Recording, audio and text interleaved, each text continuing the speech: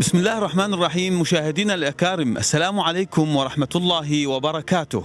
أهلا ومرحبا بكم في حلقة جديدة من برنامج قريبون.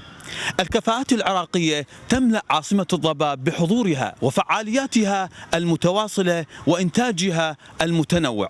في هذه الحلقة سوف نتناول ونسلط الضوء على بعض أعمال المخرج السينمائي جمال أمين.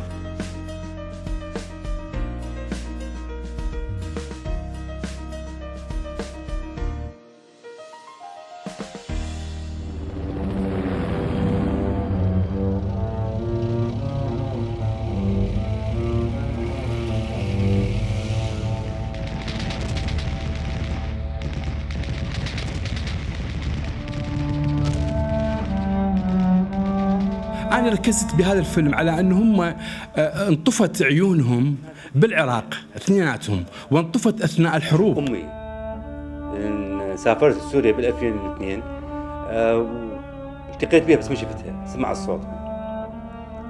بوقتها تزوجت بسوريا وما شفت زوجتي. حاليا راح يجيني طفل وأريد أشوف ابني، هم ما راح اشوفه. مع الاسف يعني ما علمونا نضرب طلقه مثل الاوادم يعني، بس مو علمونا شلون نحترم الضابط نخاف منه.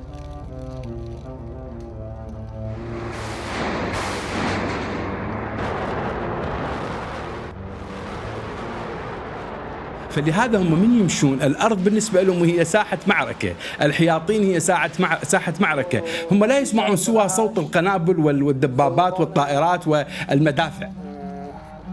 بالخطوط الأمامية وبالأثناء كان صاير اشتباك بيننا وبين إيران،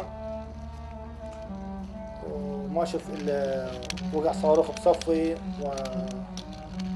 ضربني من راسي وايدي ورجلي.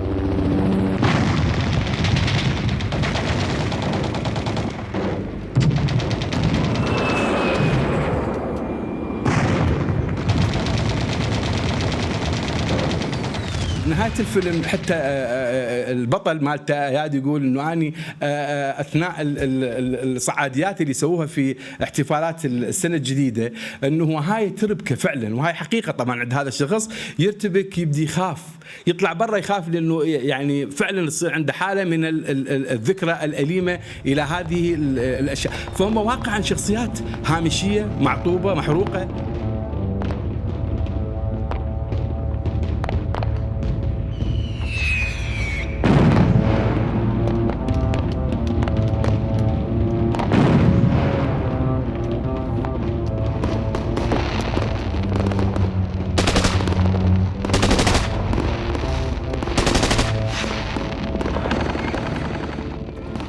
نقاد السينما أكدوا أن مخرج العتمة الأبدية استفاد من حالات متناقضة لشابين عراقيين ضريرين عكست سخرية المأساة التي عاشها جيل عراقي في ظل حروب النظام البائد. العراق دخل حروب في ال40 سنة الأخيرة، حروب ضارية، حرب النظام مع الشعب وحروب إيران وحروب الخليج الثانية وبعدين حروب الأمريكان. يعني أنا أقول ما أكثر المعوقين بالعراق، وخاصة الضرير هذا يعني ما عايش حياة أصلا، ما يشوف هاي مو عيشة الضرير. بعدين دولة مساكين، أنا حقيقة يعني شوف دولة مع أنه عايشين بالدنمارك، والدنمارك عنده كامل الوسائل لمداراة هذولا، عنده الكمبيوتر للعميان وعنده المدرسة للعميان، ومع ذلك عايشين هاي الحالة اللي شفناها احنا. فكيف إذا بالعراق وما حد يعرف هم وين ساكنين وكيف عايشين وش ياكلون وش يشربون، وخاصة إذا عندهم عوائل أو مسؤولين عن ناس وهم أكبر واحد بالعائلة. الفيلم ينطوي على سخرية مرة، يعني حينما هذا الشخص الذي فقد نظره حقيقة وولج إلى عالم العتمة الأبدية يعني يسخر سخرية مرة ويتهكم مما آل إليه الوضع في العراق. موطني موطني موطني موطني موطني الجمال والجمال والثناء والبهاء الفيروس فيلم حواري وثائقي اعتمد المخرج على أبطال حقيقيين جسدوا حوار عفوي بين الشباب العراقي المهاجر يعكس الوضع السياسي بعد عام 2003. احنا ليش بنسميه فيروس؟ يعني الاسم يدل على انه هاي الاختلافات اللي موجوده في داخل بنيه المجتمع العراقي جاءت حديثها على العراقيين، يعني بعد الاحتلال الامريكي للعراق ظهرت عندنا انه هذا كردي وعربي شيعي سني. هنا الاخضر يشيل علم العراق، شوف ما نوصل شو نوصل اتفاق ايجابيات بعهد صدام، مع العلم كلكم تعرفون اذا احنا كره صدام، بس ايجابيات تاخذ من اكو دوله. صدام افضل شنو؟ حاكمها بالنار يا اخي، ما يصير يعني الناس من حق الاكراد لهم حق يعيشون، السنه كانوا ملزومين بالقابل. لا انت ما طول عايش تحت مظله شيء اسمه الوطن العراق. يعني انت تجبر الناس يعني. في النهايه لما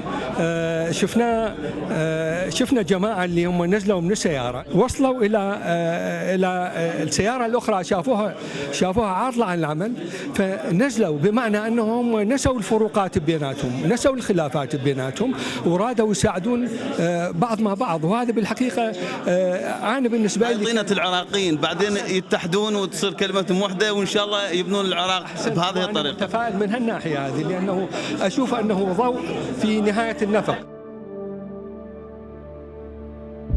هذا الفيلم ليس روائي، هذول أبطال حقيقيين على فكرة أخوان. هاي العركة عركة حقيقية، يعني أنا قاعد في داخل هاي السيارة، أنا كل ما أنا قلت يعني أدير العملية الإبداعية الفنية. المصور شنو؟ مصورين اثنين، اني ومصور دنماركي. ما نقدر احنا يعني خاف يفوت علينا حدث معين او حوار معين، فكنا في داخل السياره، في سياره شفتها يعني مجالها كلش ضيق، واعتقد هي اساسا من ناحيه رمزيه الكاميرا لما تهتز في هكذا مواقع تعطيك حاله القلق اللي يعيشوها كل دول الشباب اللي هم رايحين في رحله المفروض يكونوا متمتعين ومتونسين ومتآلفين وبعدين يختلفون. فحركه الكاميرا هي جزء من سيكولوجيه الحالة اللي يمرون بها هم كناس خليقين جدا.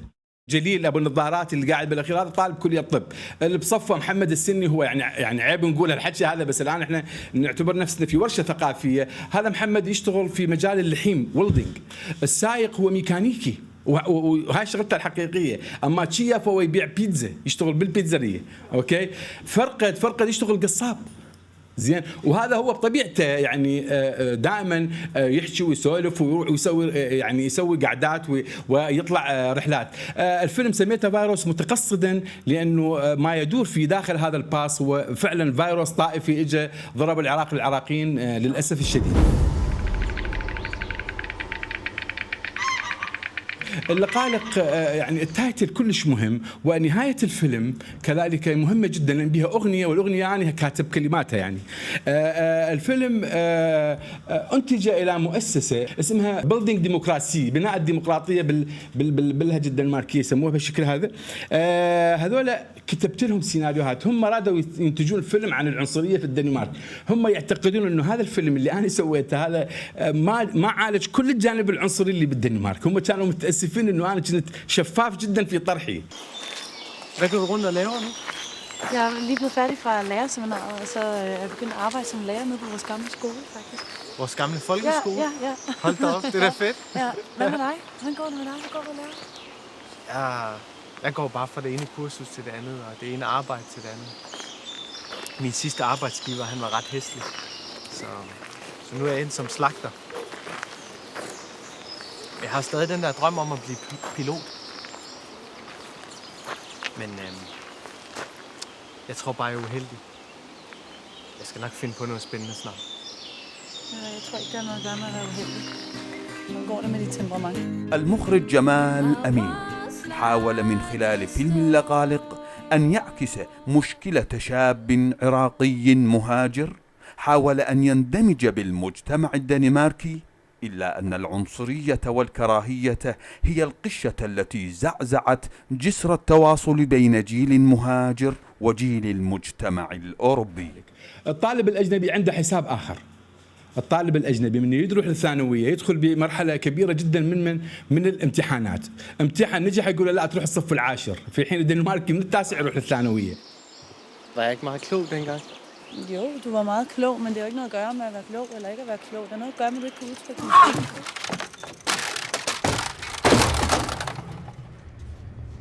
De pakker. حقيرة. Fuck dig. Fuck dig selv, انت واهلك. Sig dog undskyld, det er et barn. Har du ondt i dit ben, eller hvad? Du halter. Er du okay? Ja, men det gør ikke så ondt på mig, som det gør, når du siger sådan. الافلام هذه عرضت الى نقاد سينمائيين كثيرين جدا حقيقه، وهذه الافلام هي ليست غريبه على المهرجانات، لان هذه الافلام عرضت في الخليج وعرضت في اوروبا في مهرجانات كثيره وعديده جدا، وكتب عن هذه الافلام بشكل يعني مسهب سواء من نقاد عراقيين او من نقاد عرب، وتستطيع ان تدخل باسماء هذه الافلام الى جوجل وسترى الكثير من النقود الموجوده تجاه هذه الافلام.